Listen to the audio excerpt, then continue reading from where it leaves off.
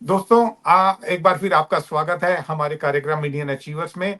और जैसा कि आपने हमारे पहले भाग में देखा कि भारत के भूतपूर्व राष्ट्रपति हामिद अंसारी जी की धर्मपत्नी सलमा अंसारी जी हमारे साथ थी और उन्होंने कुछ मुद्दों पर बेबाकी से बोला, लेकिन अभी हमारे बहुत सारे ऐसे मुद्दे हैं जिस पर हमें उनका जवाब चाहिए, एक खुले मंच पर, खुले अंदाज में। और इसलिए हमने इस कार्यक्रम को अपने दो हिस्सों में बांटा है और आज ये हमारा दूसरा भाग है जिसमें सलमा जी से हम कुछ गर्म सवाल करेंगे और हमें पूरी उम्मीद है कि वो उसको पूरी शिद्दत से उसका जवाब देंगी, बिना किसी पक्षपात के, धर्म को एक साइड पर रखकर और भारत को ऊपर रखकर। भारत कह ले या हिंदुस्तान कह ले, मैं तो भारत ही कहूंगा, मुझे भारत शब्द बहुत पसंद है। खैर, तो उसके बाद हम शुरू कर रहे थे मैडम। पीछे हमने बात छोड़ी थी, हम गौड़ साहब ने पूछा था कि क्रीम वहां चली गई पाकिस्तान में, और लेकिन उनके हिसाब से क्रीम यहाँ रह गई और वो चले गए जिन्होंने पाकिस्तान की आज वो हालत कर दी जो होनी नहीं चाहिए थी। आपका इस खुद बारे में क्या गर्ज कहना लोग थे, खुद है? गर्ज लोग थे जी जी जी जी इसलिए। जी। जी ओके। फरमाइए। तो जैसे अब आपने उसका जवाब नहीं दिया क्योंकि आप बड़े राजनीतिक जवाब देती हैं। गौड़ साहब ने पूछा था ट्रिपल तलाक के बारे में आपका क्या कहना है, आप उसकी फेवर में हैं या नहीं है? सीधे किस शब्दों चीज में के? जवाब दीजिए। किस चीज के? ट्रिपल तलाक, तलाक तलाक तलाक। नहीं, देखिए, तलाक की जो बात है जी वो बिल्कुल साफ सुथरी चीज है, जिसमें कुरान ने मेंशन किया है कि एक दफा तलाक तलाक देने से तलाक नहीं होती। ये बिल्कुल गलत है। इसकी बैटरी लो हो रही है। उससे तलाक नहीं होती है। जी तलाक उसमें होती है कि एक दफा आपने तलाक कही, फिर कई दिन गुजर जाने चाहिए। चार्जिंग छोड़ रहा है बैटरी इसकी। अगर कई दिन गुजर जाते हैं और फिर वो कहता है, तो भी कोई वो होने चाहिए, कोई विटनेस होना चाहिए, कोई ऐसा आदमी होना चाहिए जो शराब ना पिए होंगे, जो बेहोश ना हो, जो इतने उसको उसको मुश्किल बनाना। हमारे यहाँ जो है कि खड़े होके कह दिया तलाक तलाक तलाक, ऐसे नहीं है, ये कुरान में नहीं है ये। सलमा जी, आप तो दुनिया में, विदेशों में सब जगह रही हैं। आपका बचपन भी वहां बीता, आपने बताया आपके फादर भी यूनेस्को में थे। मुझे ये बताइए, चलिए ये तो एक प्रोसीजरल है, हमारे धर्म में लिखा है और जो जिसको जैसा लगे। क्या ऐसा समय नहीं आ गया अब देश में, एक सेकुलर कंट्री में, आपको नहीं लगता कि एक यूनिफॉर्म सिविल कोड होना चाहिए? दुनिया के हर एक सभ्य देश में हर नागरिक एक ही कानून को फॉलो करता है। हमारे देश में जो ये खिचड़ी है कि मैं हिंदू हूं, मैं ये मानूंगा, मैं मुसलमान हूं, मैं ये मानूंगा, मैं पारसी हूं, मैं ये मानूंगा, ये तो कैसे चलेगा? संविधान के हिसाब से सबको चलना चाहिए और एक कॉमन कोड हो जिसपे सब चले। दिक्कत क्या है इसमें? देखिए, आपके यहाँ इतनी वैरायटी है कि हमें सेंचुरीज लगेगी। किसी मुल्क में मैंने इतनी वैरायटी नहीं देखी है, किसी मुल्क में मैंने इतने सेक्शंस नहीं देखे सोसाइटी के। उसको एक उस पे लाने के लिए आपको लोगों को बहुत समझाना पड़ेगा, उनको एजुकेट करना पड़ेगा। आप उनको एक साथ वो नहीं कर सकते। आपके यहाँ डेमोक्रेसी है, आप डेमोक्रेसी को खत्म नहीं कर सकते, शर्मा आपको जी, जो समझाना है। और देशों में जिनमें डेमोक्रेसी है और वहां पे भी बहुत तरह के लोग रहते हैं, जैसे फॉर एग्जांपल मैं अमेरिका में रहता हूँ, यहाँ पे भी बड़ी तादाद में अलग धर्मों के लोग रहते हैं, मुस्लिम्स भी हैं, पारसी भी हैं, सिख भी हैं, सब तरह के लोग हैं, पर सभी एक कानून को फॉलो करते हैं और वो अमेरिका का कानून है। ये जो इंग्लैंड में आप देख लीजिए, और बड़े देश हैं, मतलब जो जितने डेवलप्ड कंट्रीज हैं, कहाँ है ये अलग अलग अलग अलग तरह का कानून? और कहाँ है वो 100 साल तक समझाने की परंपरा? एक पार्लियामेंट ने कानून बनाया और वो हो गया और वो लागू हो गया अगले दिन से। तो अरे, मेरा आपसे, जी sorry sorry, I didn't want to interrupt you. आपका नो, प्लीज प्लीज। बात पूरी कर दीजिए अपनी।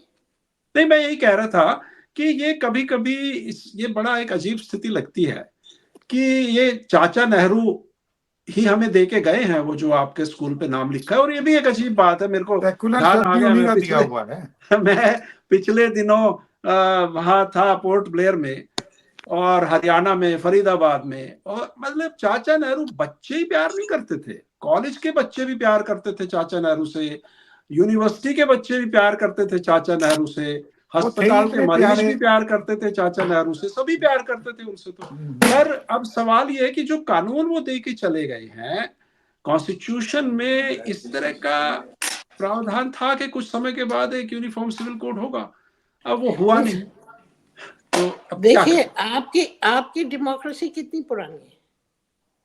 बहुत पुरानी है।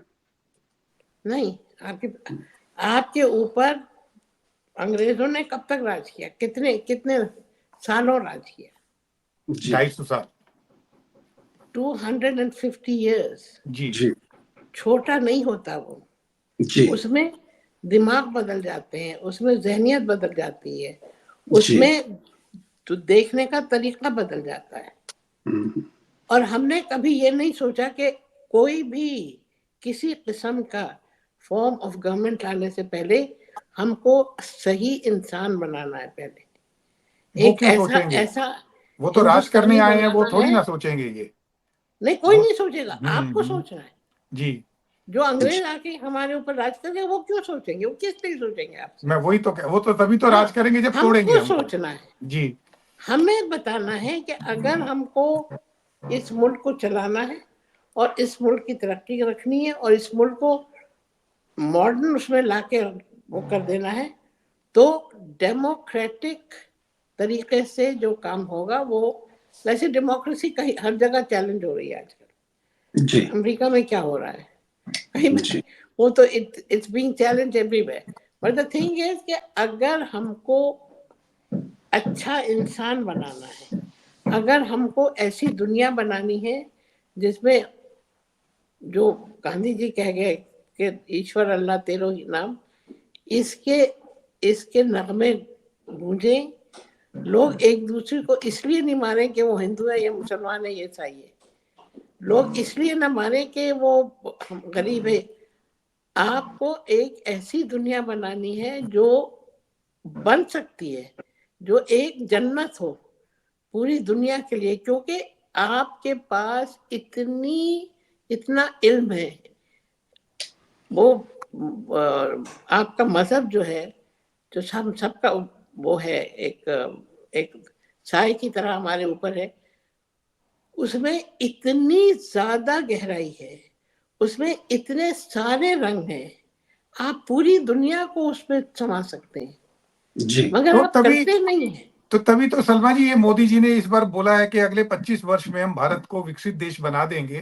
तो क्या ये यही सोच जो आप बोल रही हैं, इसी वजह से वो बोल रहे हैं कि अगले 25 साल में हम ये खत्म कर देंगे, नेस्तनाबूद कर देंगे, ये जो धर्म की लड़ाई है या ये आपस की जातीय लड़ाई है, इसको बदलकर भारत को विकसित देशों की लाइन में खड़ा कर देंगे और उसके बाद जो है ये देश इन चीजों से ऊपर उठ जाएगा? या आपको लगता है कि ये उनका राजनीतिक जुमला है जो 2024 के चुनावों को दिमाग में रखकर कर रहे हैं? नहीं, वो मोदी जी का वो है, उसमें मैं कुछ नहीं कह सकती।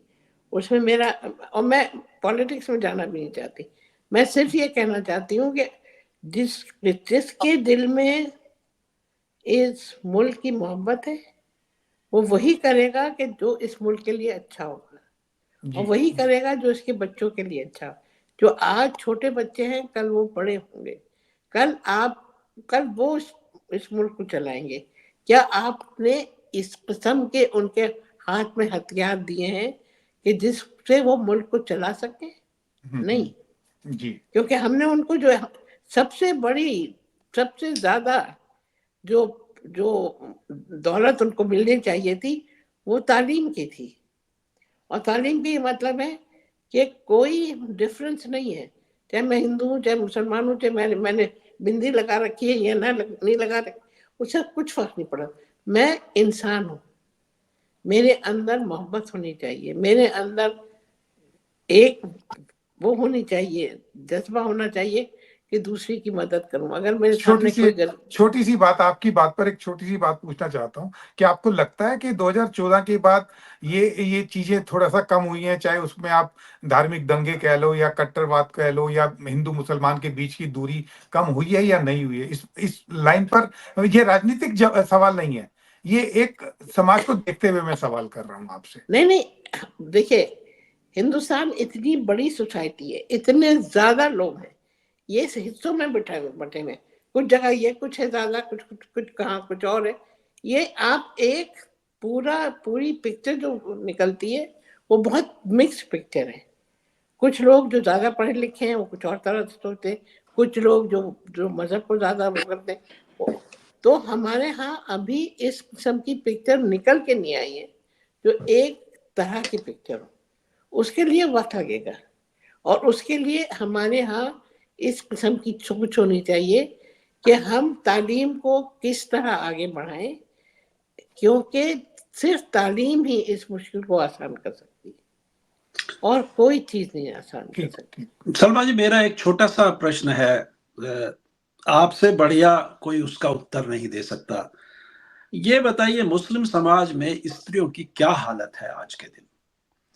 क्या आपको लगता है कि उसके लिए मुस्लिम समाज के भीतर से ही उठ के कुछ लोगों को सीरियसली काम करना चाहिए, या वो ठीक है, उनको ऐसे ही छोड़ दिया जाना चाहिए? देखिए, मैं आपको एक बात बताऊं, 25 साल पहले मैंने मुसलमानों में काम करना शुरू किया था कि क्योंकि जब मैं अलीगढ़ में थी तो मैं मिली लोगों से, जाके स्लम्स में गई, तो मुझे ऐसा लगा कि मुसलमान जो है वो 7वीं सदी में है, अभी यहाँ आए नहीं। उनको बताया, उनको समझाया कि भाई अपनी लड़कियों को, कोई मानने को नहीं तैयार होता था। एक दफा मेरा एक सिक्योरिटी वाला था जो मेरे साथ जाता था, वो कह लेंगे अब ये शहजाबाद में मत जाइए मैडम, आप वो वहाँ के लोग आपके ऊपर हमला करेंगे। क्योंकि मैंने कहा था कि वो करिए, फैमिली प्लानिंग करिए। मगर मैंने नहीं छोड़ा, मैं गई, फिर से गई, फिर प्रकट्टी आ गई है, अंग्रेज आ गई है, ये सब कर सुनते। मैंने एक्चुअली एक साहब ने मुझसे पूछा, आप हमारे बच्चियों को पढ़ाएंगे तो क्या होगा? मैंने कहा क्या होगा भाई, वो कुछ उनको अच्छी तालीम मिलेगी। नहीं साहब, वो अपने यार को खत लिखेंगे। मैंने कहा साहब, यार को खत लिखेंगे तो ठीक है, क्या बुराई है उसमें, अगर यार को। तो फिर मुझे ये अंदाजा हुआ actually when I have been going there regularly, कि जब तक आप औरतों को उजागर नहीं करेंगी, आप मर्दों से मत बात कीजिए, ये आप गलत कर रही हैं। आप औरतों को अपनी तरफ लाइए। जब औरतें आपकी तरफ आएंगी, only then you can win this war. मैंने औरतों से जाके बैठ के बात करनी थी। वहीं चली जाती थी, उनके घर में टूटे फूटे कपड़ों में थी, उसी में बैठ के उनसे बात करती थी, समझाती थी कि भाई ऐसे है, आपको ये तकलीफ हुई, आप अपनी बच्ची को क्यों तकलीफ। तब जब एक दफा औरतें मेरे साथ आ गई, हल्के हल्के आई, बहुत जल्दी में नहीं, तब ये मुश्किल आसान हो गई जी। जब तक मर्द बैठे थे वहां वो बन के वार्डन, कि नहीं वो औरतें ये नहीं सोची, ये तो पता नहीं कहाँ से आ जाती हैं, अंग्रेज हैं। जब औरतों ने कहा कि नहीं, हम तो बात सुनेंगे इनकी, कि ये जो बात कह रही है वो हमारी समझ में आ रही है। तो सलमा जी, मुझे लगता है या तो मोदी जी की सोच आपकी सोच है या आपकी सोच मोदी जी की सोच है। वो भी मुसलमान में जो औरतें हैं उनको लेकर सुधार के कामों में लगे हुए हैं, है ना? और ट्रिपल तलाक भी उसी का एक हिस्सा है। आपको लगता है कि भाई अगर महिलाएं का सुधार हो जाएगा तो शायद इस कम्युनिटी में एक एजुकेशन को भी लेकर जागरूकता आएगी और कम बच्चे पैदा करने की भी जागरूकता आएगी और वो ऊपर बढ़ने के तरफ बढ़ सकते हैं? देखिए, अगर मैं अपने घर में अपने को सेफ नहीं समझती हूँ तो मेरी कितनी भी कोशिश हो, कितना भी मैं चाहूं कि पढ़ लूं लिख लूं, मुझसे नहीं हो पाएगा जी। अगर मुझे ये लगता है कि कल ये सब खत्म हो जाएगा, उठा के वो हो जाएगा, हमको एक ऐसा मुल्क रखना है, ऐसे मुल्क को बनाना है जिसमें हर इंसान अपने को महफूज समझे। मोदी जी के पास माशाल्लाह अल्लाह मियां ने उनको बहुत ताकत दी है, उनको दिमाग बहुत तेज है। अगर कर सकते हैं तो जरूर करें, मगर एक बात को याद रखना है हम सबको, हम सब हिंदुस्तानी हैं, हम कुछ भी हो, हिंदू हो मुसलमान हो कुछ भी हो, तो हम मगर हम हिंदुस्तानी हैं ना बोल के ना हिंदुस्तानी। भारतीय बोलते हैं तो ज्यादा बेटर रहेगा। अरे भारतीय बोले मुझसे क्या फर्क पड़ता है, जी इंडियन बोले आप देखिए वो गाना जो है हम हैं हिंदुस्तानी, तो जी हम जी, वो भारतीय कैसे उसमें बैठेगा, हम हैं भारतीय, आप नया गाना जुमला बना खत्म हो देंगे, जाएगा, क्या बात हो गई, नया गाना बन जाएगा। नया गाना बन जाएगा।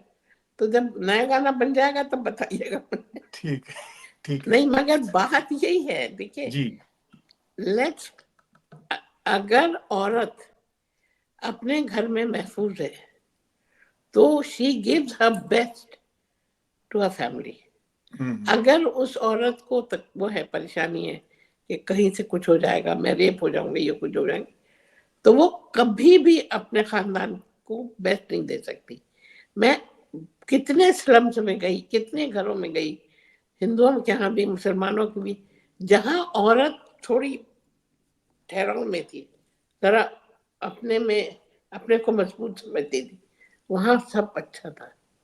मगर जहाँ औरत जरा परेशान थी, उसकी समझ में नहीं आता क्या हो जाए, कहाँ से आ जाए, वहाँ हर चीज उलट पलट हो रही थी। इंसान को चाहिए ऐसा इस किस्म का माहौल कि जो जिसमें मोहब्बत हो, दोस्ती हो, नफरत ना हो, और रोजाना ये ना हो कि ये क्या और वो क्या हो। आप पहले प्रॉब्लम्स तो सॉल्व कीजिए अपने मुल्क की। तो सलमान जी, इतने ये जो आपके ट्रस्ट हैं, इनको डोनेशन वगैरह मिल जाती है आजकल, या जी नहीं, हम ऐसा ही हमें रहता है?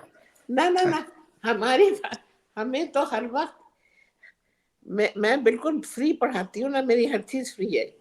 मेरे मदरसे चाचा नेहरू में even the orphanage is free. हम यूनिफॉर्म देते हैं, हर कुछ देते हैं, सब कुछ देते हैं, ये बिल्कुल फ्री है। क्योंकि देखिए एक रिक्शा वाला जो 500 रुपए कमाता है, अगर वो 50 रुपए भी देता है एक बच्चे के लिए, तो उसके पास क्या बचेगा। ये मैं बहुत घूमी हूँ स्लम्स में और बहुत तो लोगों से सरकार बात की, तब इस बात पे पहुंची हूँ कि तालीम के लिए पैसा तो सरकार देती है कुछ नहीं सहायता? देती। नहीं देती। पहले मुझे कोई नहीं पहले देता। देती थी। मुझे मुझे मैंने अब क्या बताऊं आपको। नहीं, मेरा ये सवाल था कि ये मोदी जी के आने के बाद बंद हो गया या पहले मिलता था और नहीं अब कभी भी? नहीं मिला, हमें अच्छा, कभी कभी नहीं भी? दिया गया। हाँ, अच्छा अच्छा। क्योंकि ये वो है ना, ये मदरसा है और चाचा नेहरू है, तो उसके हाँ, बाद लोगों को होता है कह रहे मदरसा और चाचा नेहरू, जी जी जी जी। लोगों को जरा अटपटा सा लगता है। और जी नहीं, फिर मेरी पर इतनी चाचा नेहरू की जब सरकार थी तब तो मिल जाना चाहिए था ना। कुछ कोई किसी ने पूछा तक नहीं। तब तो थोड़ा सा मिल जाना चाहिए था ना। चलो। देखिए अच्छा मैंने चाचा नेहरू ये सोच के नहीं रखा था जी कि मुझे उस सरकार से कुछ मिलेगा। जी। मैंने इसलिए रखा था क्योंकि मेरे बच्चों के दिल से ये बात निकली थी, ये ठीक। पुकार जो आई थी वो उनके दिल से आई थी। जी जी जी। मैंने किसी को खुश करने के लिए, अच्छा मुझसे लोग कहते थे बिंदी आपने इसलिए लगाई है कि आप वो जब अटल बिहारी वाजपेयी का वो आया था तो कहते थे हाँ कि आप उनको खुश करना चाहते हैं। मैंने कहा अगर मुझे खुश करना होता तो बिंदी लगाती, पार्टी भी ज्वाइन कर लेनी चाहिए थी। मगर मैंने बिंदी इसलिए शुरू की थी जी क्योंकि सऊदी अरेबिया में जहाँ हम लोग 10 साल रहे थे, हमें जी अम्बेसडर रह चुके थे कई, वहां पे मुझे हम लोग कपड़े एक से पहनते, सूरत एक सी है, तो बहुत लोग समझते थे पाकिस्तानी हूँ। जी तो अपने को अपनी आइडेंटिटी रखने को अलग जी। कि भैया मैं हिंदुस्तान की हूँ, पाकिस्तान के से नहीं हूँ। तो मैंने छोटी सी बिंदी शुरू की थी। फिर मैं हज करने गई तो मैंने बिंदी पहने नहीं, किसी ने कुछ नहीं कहा। फिर दूसरे 10 हज किए मैंने, बिंदी पहन के किए, किसी ने कुछ नहीं कहा, किसी ने इस पर तो वो नहीं उठाया। सिर्फ एक जगह पे मुझसे किसी ने पूछा कि आप बिंदी क्यों लगाती? मैंने कहा क्यों ना लगाऊं, ये तो हिंदुओं का हुआ है। मैंने कहा किसने कहा ये हिंदुओं का है? काजल भी हिंदुओं का, लिपस्टिक भी हिंदुओं की, जो मुझे अच्छा लगता है मेरे उस पर मैं करती हूँ। तो मस्जिद में आप बिंदी लगा के जाती? मैंने कहा मस्जिद 10 हज करके आई हूँ और बिंदी लगा के आई। देखिए ये सब जो जहालत है ना, ये वही है तालीम की कमी। अच्छा, जैसे गौड़ साहब ने पूछा था यूसीसी के बारे में, तो यूसीसी अगर आ गया तो जैसे आ ही जाएगा, तो उसमें जैसे आपके समाज में 4-4 शादियों का रिवाज है और अपने रिश्तेदारी में शादी करने का रिवाज है, तो उसको लेकर आपके क्या विभाग विचार है? और क्या आपके पास भी कभी आपको भी कभी एक खतरे से गुजरना पड़ा कि भी दूसरी शादी का कोई वो खौफ आया हो सामने आपके? देखिए एक बीवी को रखना इतना मुश्किल होता है, 4 बीवियां ऐसे भाई नहीं, वो तो पूरी तरह से सक्षम अरब है, सब तरीके से सक्षम है, तो उनके पास तो माशाल्लाह हर चीज का उपलब्धि है।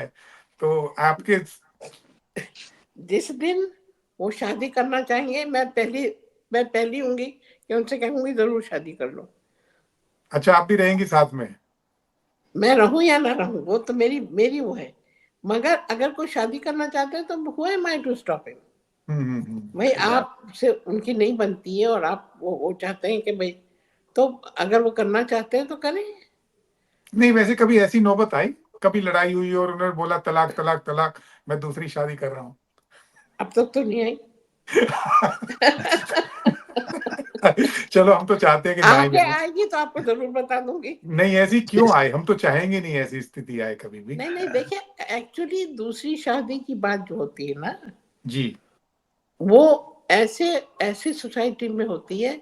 अब इतने गरीब लोग जो हैं वो एक बीवी को रखने में मुश्किल होती है। ऐसी सोसाइटी है जो अफ्लुएंट है, अरब्स में है, अरब्स में है, क्योंकि वो अफोर्ड कर सकते हैं और हर बीवी को इतना ही दे सकते हैं जो दूसरी बीवियों के पास है। आपके ना आपके यहाँ कितने ऐसे लोग हैं जो ये सब कर सकेंगे? जी, बताइए। और देखिए एक बात मैं आपको बताऊं कि औरत की जो वो है इज्जत और उसकी जो वो है अंदर की एक ईगो, वो चाहे शादी हो या ना हो, अगर आपने किसी और औरत को देख भी लिया तो वो भी खत्म हो जाती है ना, वो भी तो हर्ट करती है। जी। अगर नहीं, आप भारत जो हिंदू की बीवियां है ना, वो तो खैर इतनी मजबूत हैं कि वो तो अपने पति को कहीं और देखने भी नहीं देती है। शादी की तो बात छोड़ ही दीजिए। आपके यहाँ अरे 4 शादियों का रिवाज ही इसीलिए है क्योंकि औरत अपने आप को ऊपर नहीं उठा पाई, वो हमेशा दबकर रही। मेरे कितने हिंदू दोस्त हैं जी, जिन्होंने 2-2 शादियां कर रखी। एक्सेप्शन तो हर जगह होते हैं, नहीं तो अपवाद हर जगह वही होते हैं। बात है। देखिए एक्सेप्शन तो हर जगह होते, जहां जिसका दिल चाहेगा वो करेगा।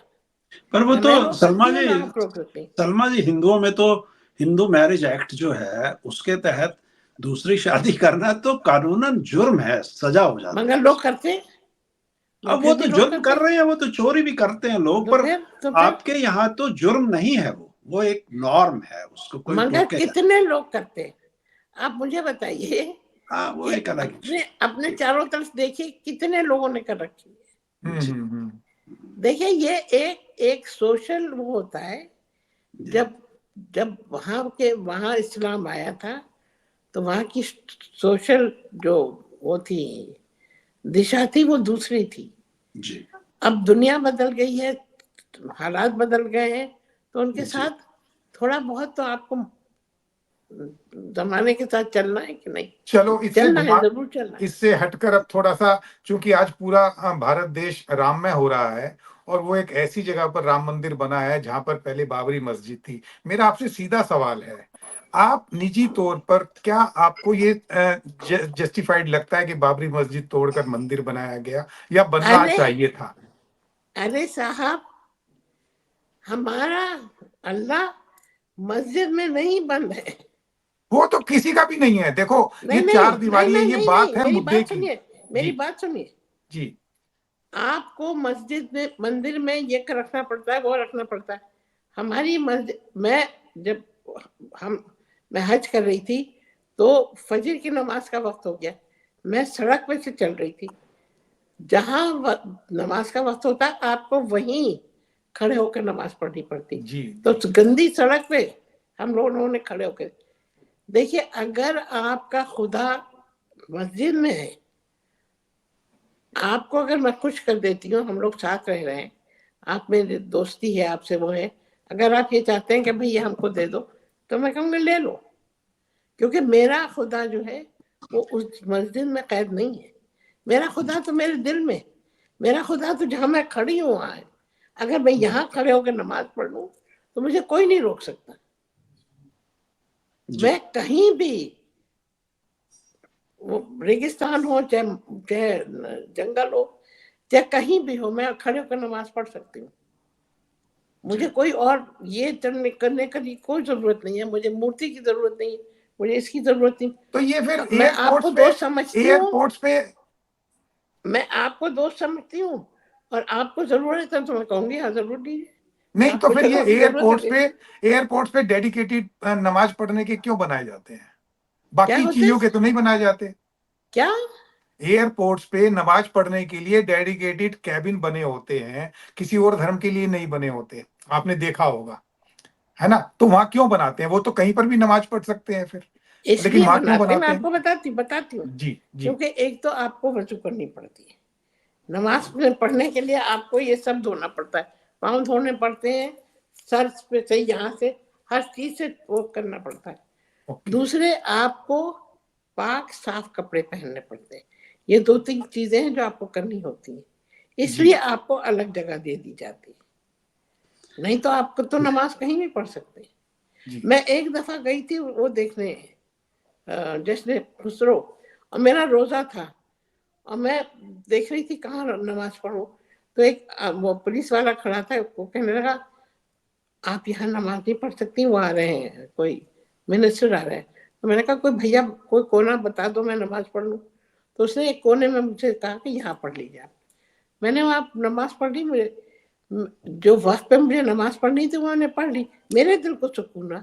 और फिर मैंने उस आदमी से जाकर उसको बहुत दुआ दी, मैंने कहा भैया तुमने, मैं, बात यह है कि हम अपने सुकून के लिए दुआ करते हैं, अपने सुकून के लिए नमाज पढ़ते हैं, आपको दिखाने के लिए नहीं।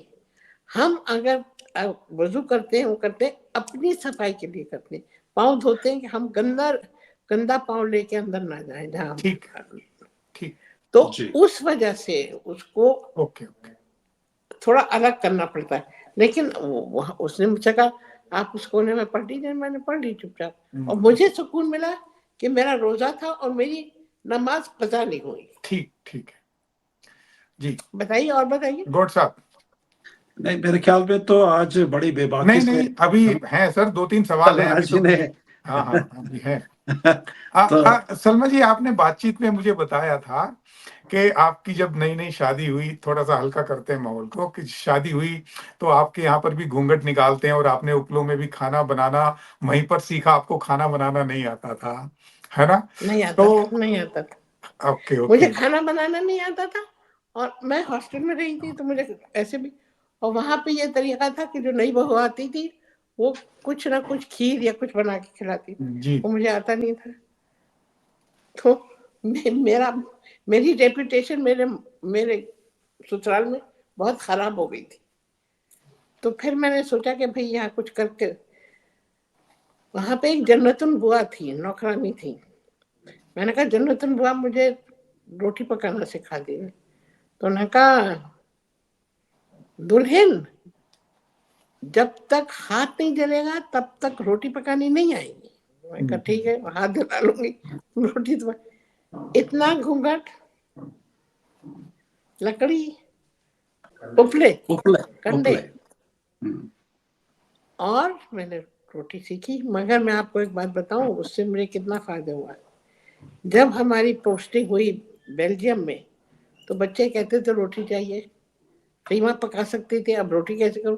मैंने सीख ली थी तो मैं दे सकी बच्चों। मेरे बच्चों को फायदा हुआ, और मेरे बच्चों को मेरे खाने का, हाथ के खाने का। देखिए बात यह है, मैं आपको एक बात बताऊं, अगर औरत ये सोच ले कि कोई काम मुश्किल नहीं है, तो कोई काम मुश्किल नहीं। अगर मैं ये सोचती मैं एमए पास हूँ, अरे मैं शेक्सपियर पढ़ती हूँ, मैं ये करती हूँ, मैं करती हूँ, क्या फर्क पड़ता है उससे? अगर आप एक रोटी नहीं बना सकती और रोटी बना के अपने शौहर को या अपने बच्चों को खाना नहीं खिला सकती, तो उस डिग्री का क्या फायदा, ये बताइए। सही है? ठीक है, बिल्कुल ठीक है, ठीक है जी, ठीक है। तो खैर, कुछ और बोलना चाहेंगी आप मोदी सरकार के बारे में या आने वाले चुनावों के बारे में? आपको टिकट का ऑफर आया क्या? आप क्यों चाहते हैं मैं पॉलिटिक्स में जाऊं? ताकि आप क्योंकि मुझसे आपके बात नहीं कर जवाब सकते। बिल्कुल पॉलिटिकल है, आपके जवाबों में बहुत ताकत है। जी नहीं, मुझे कोई शौक नहीं पॉलिटिक्स में जाने का। आपकी जो ट्रस्ट है, ट्रस्ट को लेकर कि मतलब why you are seeking donation, मैं वो बिकॉज 2-3 थिंग्स। जी, एक तो बहुत ज्यादा ऐसी रिस्ट्रिक्शंस आ गई हैं जिसमें पैसा मिलना मुश्किल हो रहा है, और बहुत सारे वो आ गए हैं कि दे वांट टू नो, कह रहे अगर आपके पास इतनी, आपने यूनिफॉर्म इतनी की उम्र में, भाई 2000 बच्चे यूनिफॉर्म तो बनेंगी, इतने सारे जूते कैसे? ये सब चीजें हैं, तो इनकी वजह से जरा डर लगता है कि भाई अगर मेरे पास पैसा नहीं हुआ तो कल ये ताला डाल देंगे मेरे उसमें। अब मेरे पास जो बच्चे हैं उनके पास कहीं कोई और जगह जाने की नहीं है। और ये बेइंतहा ऐसे बच्चे हैं जो इतने अच्छे हैं। 95% एक रिक्शा वाले के बच्चे को मिला है, आपको मालूम है, हमारे स्कूल का जी। और वो बैठा मेडिकल, उसके लिए उसमें आ गया है, वो मेडिकल स्टडी कर रहा है, रिक्शा वाले का बच्चा। मैंने ये देखा कि इन बच्चों में जोश बहुत है, इन बच्चों में आगे बढ़ने का वो फायर इन बेली जो कहलाती है, कि फायर इन बेली है। अगर हम इनको पीछे छोड़ देंगे तो हमें अल्लाह भी नहीं माफ करेगा, क्योंकि इनमें शौक है पढ़ने का, ये कुछ करना चाहते हैं। आप हमारे यहाँ के आके देखिए बच्चों का कितना अच्छा डांस करते हैं, छोटे छोटे बच्चे कितना तो अच्छा गोड गाते साहब हैं। देखिए, इनकी इन्होंने पूरा बताया अपना ट्रस्ट का। आप भी ध्यान रखिएगा कि भाई इनकी ट्रस्ट को कुछ अगर बात जी बनती है तो जरूर जी। ये तो चलिए। बड़ा देखिए मैं अपने नोबल लिए कुछ नहीं कॉज कह है। रही हूँ, मैं जी, आपसे ये कह रही हूँ कि आप एक बच्चे के आंखों में देखिए कभी, जो जी स्लम जी में रहता है, जी। उसकी आंखें क्या कह रही हैं आपसे। नहीं सलमा जी, आप एक बहुत अच्छा और बहुत बड़ा नेक काम कर रही हैं, इसमें तो कोई दूसरी राय नहीं है, और इसमें तो सभी को मदद करनी चाहिए आगे आके। और हमारी तो सबसे यही रिक्वेस्ट है कि दिल खोल के दान दें इस विषय पे, और बाकी देखते हैं जैसा ईश्वर। चलिए, ठीक है तो Salma thank ji, you very much. बहुत बहुत आप धन्यवाद। मेरी आप बात का आई, याद आपने इतना रखिएगा। समय निकाला हमारे लिए और अपने विचारों को हमारे सामने रखा। धन्यवाद, thank you. But I enjoyed it. Thank you very much. We also enjoyed, equally we enjoyed, thank you very Thank you, much. thank you. बस एक मैसेज दे दीजिए हमारे दर्शकों को कि भी ये ज्यादा से ज्यादा देखें और शेयर करें। इंशाल्लाह, थैंक यू। इंशाल्लाह। थैंक ठीक यू। ये मैसेज आपने इतने अच्छे अच्छे जो सवाल पूछे, उसी में इतनी ज्यादा गर्मी है कि ये खुद ब खुद फैलेगा। आप बेफिक्र रहिए। जी। ठीक, ठीक है जी, ठीक। नमस्ते। नमस्ते, नमस्ते।